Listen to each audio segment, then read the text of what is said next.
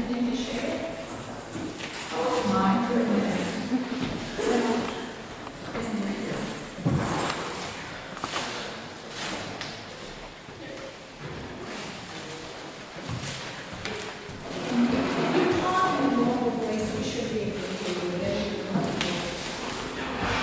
The entire pro-life movement has its foundation in these 4 words.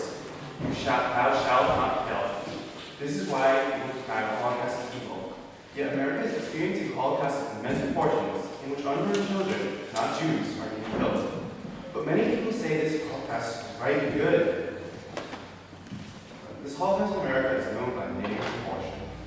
Many people do not realize the similarities between abortion and the Holocaust of World War II. In both, people being killed are said to be non-humans who are not hurting them.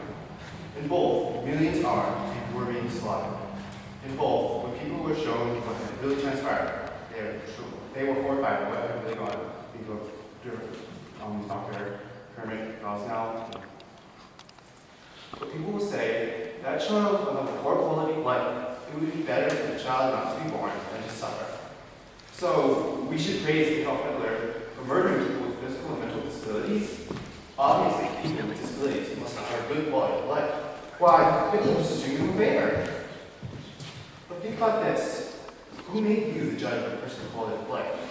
Quality of life is entirely subjective and shouldn't be a deciding factor when trying to determine who lives and who dies. Whatever happens with one command shall not kill. If many parents who chose to abort their children could see the future, so many children would be saved. They would see 2 futures. One, where they would feel the tremendous guilt that results from killing one's own child. And the other, they would feel the wonderful joy of raising a child. The logical path to follow is the one that will lead to joy, right?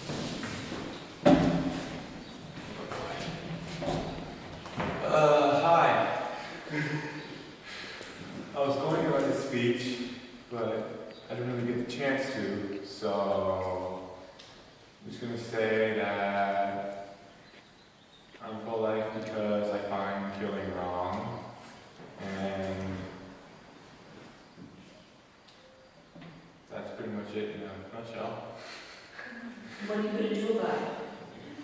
Well, I'm trying to stop it. In the way that I possibly can. And what are some of the things that you can do? Well, I could go to pro-life rallies, pray in front of a clinic. Drop cars. A lot of things. Are you on Facebook? No. Well, yes, but I don't use it. Have you ever tried to let it to the editor? No.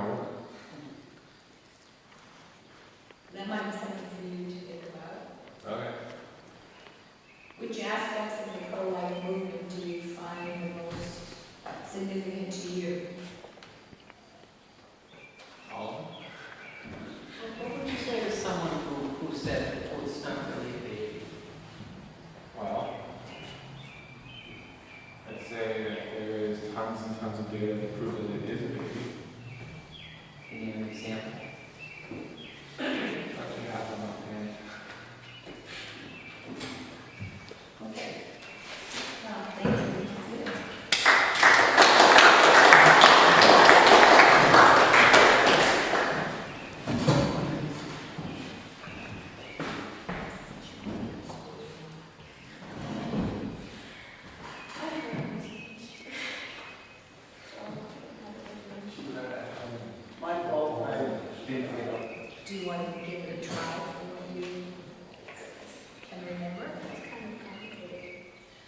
Why don't you tell us why you sat with that?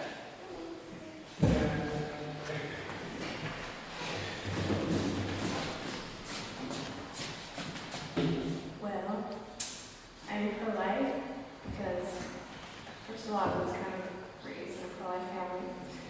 And secondly, because when I was 12, I went to a youth retreat in Canada, and they had a talk on abortion, and they showed pictures of what the pill does to the unborn.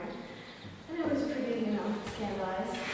So that's when I kind of just decided that's what I want to do with the rest of my life, is end abortion. So, yeah. That's it. What would be some of the things you would do? Well,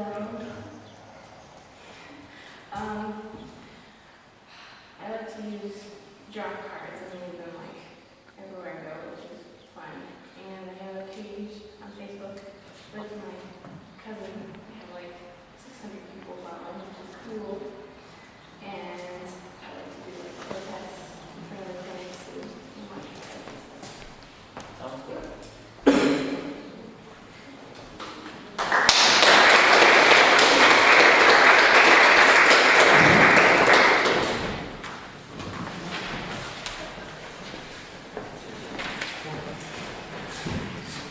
Mark said I was afraid that Mrs. Fox would ask me to go first because she knows me, but that didn't happen, so. All right. As I thought about why I'm pro-life, I realized that I am pro-life for what you might call a religious reason. Religious in quotation marks. Now I know that it has been said that you don't want to use any sort of religious argument because then people will tell you that it's just because you're religious. Essentially all pretty much believe the same thing here in regard to abortion. I feel like I speak my mind. I am pro-life because one, God says it is wrong to kill those made in the image of God, which includes everyone. And two, because it is very clear from the Bible that people are people even within the womb. Many of us are familiar with these passages, and while the Bible is not a book of science when it talks about things within the realms of science, it is correct. And now if you think about it, any other pro-life argument or reason for being pro-life really only reinforces your religious reason, or even just the basic common law principle of not killing. Science only reinforces it because now science confirms that life begins at the moment of conception. Science also proves that an unborn child is a completely separate person from the mother because it has unique DNA. Now this begs the question, why are so many people still pro-abortion in the face of this evidence? I think the answer is that at the end of the day, the proponents really do know that abortion is wrong. Now I'm not talking about the educated, now I am talking about the educated proponents, because there are people who blindly agree with abortion even though they know nothing about it. These educated proponents, though, have no evidence to the contrary. They cannot prove the inhumanity of the unborn child, even though they scream that it is merely a blob of tissue. You see, in trying to persuade us that abortion is right, they are only trying to persuade themselves. Thank you.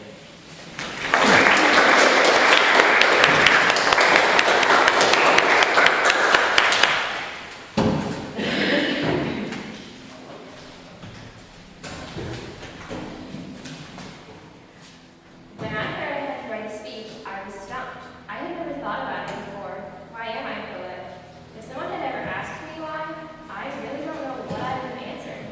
But now I can definitely tell you why I am pro-life. First, I believe that abortion or euthanasia is murder, no matter what age the person is. This year, I saw a short film called The Choice. In the film, there was a couple that were going to have an abortion, and another couple with a 12-year-old son who they didn't want anymore. At the end of the film, the first couple had the abortion, and the second couple ended up shooting their son. The film was made to make you think, why does everyone think it's okay to kill an unborn baby, but not that same baby 12 or even 80 years later? Second, the Bible makes it quite clear that murder is wrong. As Christians, we need to remember that every life is beautiful and a gift from God. In a song called Wanted, it says, all of your life you couldn't shape the lies in your head saying you're a mistake. You were made by a God who knows your name, who doesn't make mistakes. You are wanted. Lastly, I have a little sister, and she's adopted. She's only 6, but she has changed my family's life forever. I wonder what it would be like without her. When I think that her life could have been easily ended, it makes me realize that she is the main reason I am her life. And if I ever had the chance, I would go and take her birth mom from the bottom of my heart for choosing her.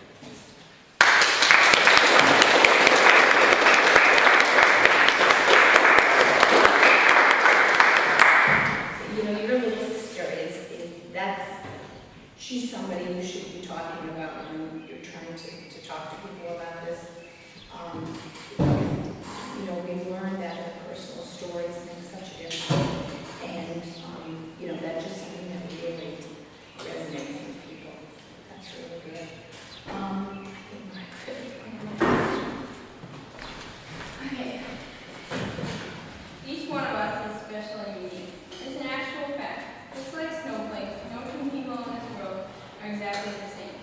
As we stare in awe at the many billions of snowflakes that fall freely from the sky every winter storm, we might not ever think to draw a comparison between them and the some 55 million babies that have been killed by abortion since its legalization in 1933. Each of these unborn children were totally unique and special too, and far, far more beautiful than these little drops of frozen rain. Many people call snow a miracle, and our own children are not. There are many reasons why I'm pro-life. First, I was born and raised Catholic. It's a huge part of my faith to go to all lengths to protect and ensure all life. Life is the very basis of God's creation. Through His mercy and love, He has breathed life into us all and has given us each a chance for salvation. I think that the least we owe Him for giving us the very gift of life is to live it, right? Second, us and parents are primarily responsible for informing me and teaching me all about the importance of life. I am most grateful to them, however, for giving me life. Finally, to all pro-life people, speakers, websites, images, centers, pamphlets, prayers, papers, etc. To them do I owe all that I know about the pro-life movement. Now I'm just going to give you a little bit on how I feel to be a pro-life teen. I've been taught to love life at all of its stages and needs. I truly feel that unborn babies at all points in pregnancy, the sick, terminally ill, disabled, and elderly, has just as much of a right to life as does a normal, healthy person. Why not?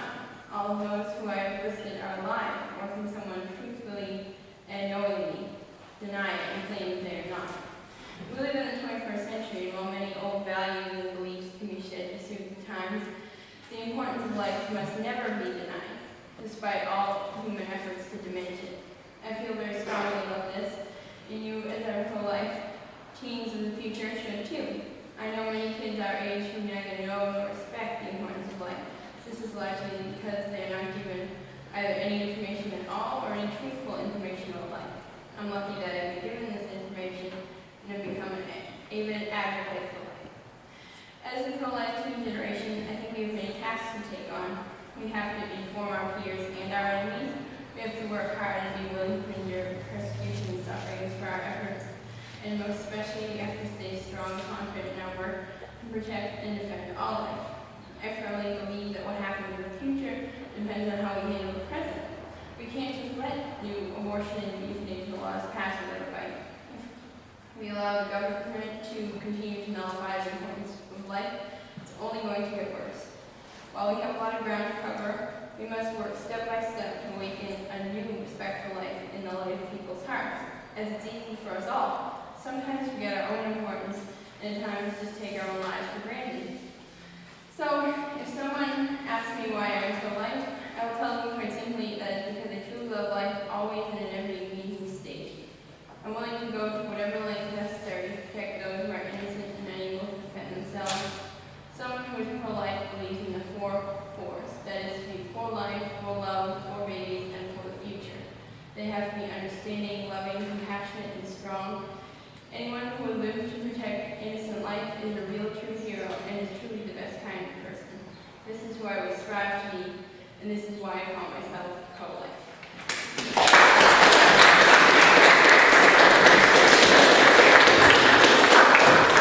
You should say that, Barbara, because we have to use it another time.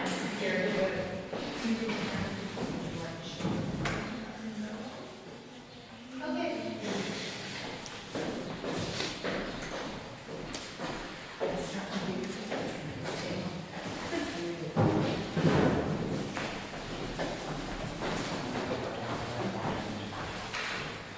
Mine is about 30 seconds over 3 minutes. Is it okay? I'm sorry? Mine is about 30 seconds over 3 minutes. Maybe that's fine. The culture of death surrounding us today. Actually, it seems animals have more rights than humans do. A couple of years ago, scientists began successfully cloning a sheep. They had a blob of DNA in the petri dish, and they acknowledged that it was a sheep, not just a blob of tissue. If it comes to abortion, they tell the mother it's just a blob of tissue. So, the sheep has the right to exist, but not the baby. They're contradicting what they are telling us. Another example of this, if a pregnant woman is murdered, it is considered a double homicide. Then if they say it's killing 2 people, then why is abortion legal? Opponents of abortion and euthanasia talk out of both sides of their mouth, proving they are hiding the truth. Just because abortion is legal, it does not mean it is safe. We see this in the case of Laura Smith, but there are many others who have died on an abortion table. The media does not report these cases, and if they do, they leave out important information, in much the same way they leave out important information when educating women on the development of the fetus and the dangers of the procedure to her body and mind. Women have to sign more papers to get a tooth pulled than to get an abortion.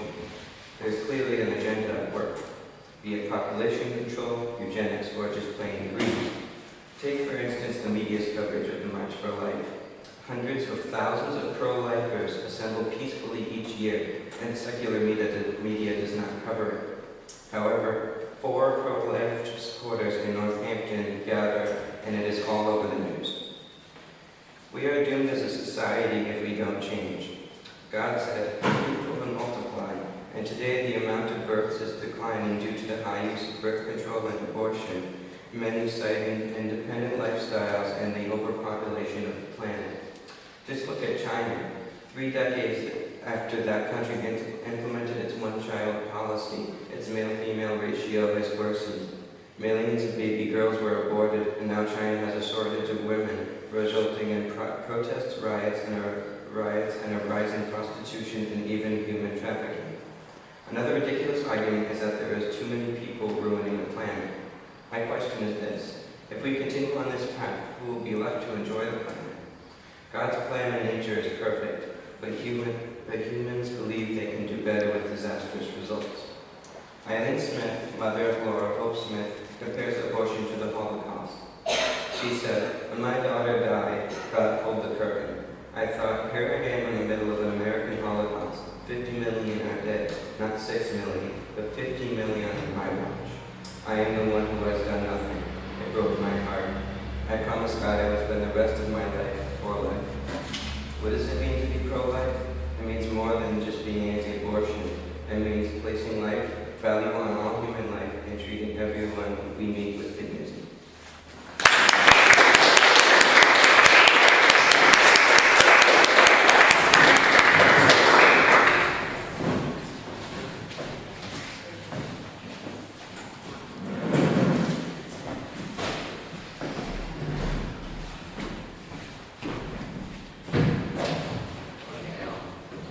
Pro-death activists usually refer to it as death illegal, but in truth, the ways that are actually legal to commit suicide are not the ways that we live. One of the most notable men performing euthanasia is a pathologist named Jack Warfield, who is often referred to as Dr. Death. He successfully assisted 130 patients in killing themselves. He invented several different machines that could be used to terminate human life. One of the machines that he invented was called the Thanatron. The word Thanatos is a Greek word meaning the personification of death. This machine had 3 bottles marked on top of a metal box. The first bottle had an ordinary saline or salt water in it. The second bottle contained a barbiturate named thiolate, which made the person sleepy and drowsy. The third bottle had a deadly dose of potassium chloride, which kills the patient immediately after injection. Kevorkian set the machine up so that the patient had to pull a button or pull a string to start up the machine, because if he did it himself, he would have been murdered. A device triggered by the person's falling down caused chemicals to start flowing into their bloodstream. Is this what the promoters of euthanasia call peaceful death? Sometime later, Kevorkian had his license to practice medicine revoked, but this did not stop him from making other suicides. The fluids that were essential to run the Thanatron were taken away from him, because he could no longer Kevorkian finally developed a new machine called the Mercy Drum. This device was similar to a gas mask, but instead of an air filter, a canister of carbon monoxide was used. He again put a handle or a string on it so it would be easy to use, depending on the status of the person. It took about 10 minutes or so for the gas to take full effect. Again, is this dignity? Is this death with dignity? Having a gas mask strapped to you in your last minutes on Earth? Kevorkian suggested patients take sleeping pills before using the Mercy Drum, because not being able to breathe makes the person more in pain. Kevorkian was tried 4 times for assisting in suicide and was acquitted three times, and the 4th ended in his trial. Finally, in 1999, Kevorkian was charged with second-degree murder and possession of a controlled substance after he administered a lethal injection to a patient, challenging authorities to try to stop him for his so-called mercy kills. Kevorkian went to prison for 10 to 25 years for murder. These are only 2 ways for people to commit physician assisted suicide.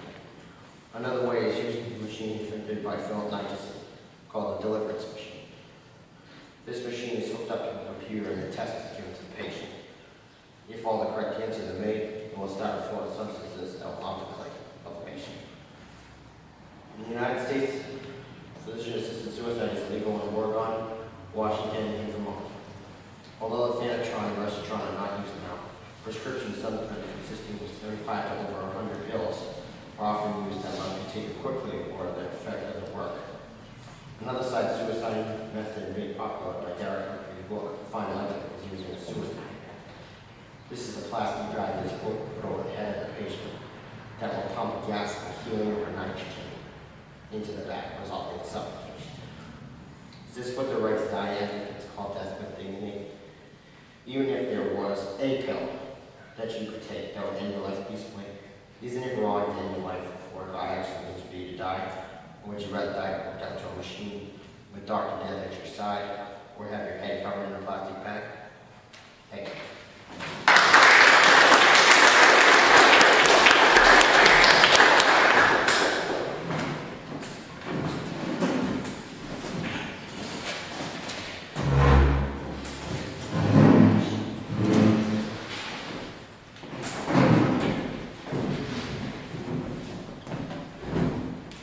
That's not quite as long as the other one. Even though it has a long title. The title is, If We Didn't Have Abortion, we might be on Mars by now. Imagine the world is a puzzle, and we are the pieces. So every time someone is aborted, a piece goes missing. For example, Steve Jobs, the well-known founder of Apple. He was a survivor of a failed abortion. Also, Thomas Edison, if there was abortion back then, and if he was aborted, we might be living in the dark right now. Right, Lily? Now, that 25% of our abortion, now in the 25% of our generation aborted, if they had been saved, it would have been more musicians, construction workers, scientists, perhaps even the very scientists that would have gotten us to Mars. Who knows?